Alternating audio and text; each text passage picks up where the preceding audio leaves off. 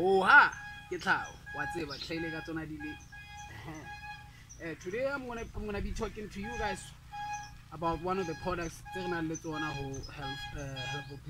organic lifestyle, which is Mmalebese, which is known as wild lettuce in English. For those who don't know, the young leaves of Mmalebese, when it's still young like this, you can consume it just like out here, you know. You can consume the young leaves actually.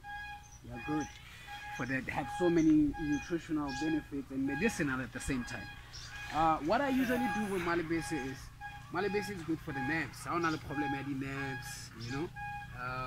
It calms your nerves down, and then it also help clear the passages for the air to flow, you know, because it also good for women with the problem of PMS. If you got a bad PMS, you can take Mmalebese and just boil one of this, you know, and just drink it as a tea.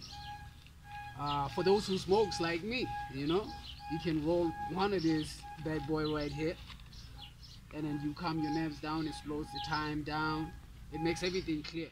Yes. So if you have a mental problem, or you struggle with anxiety and depression, well, this will be good for you because it calms your nerves down, like I said.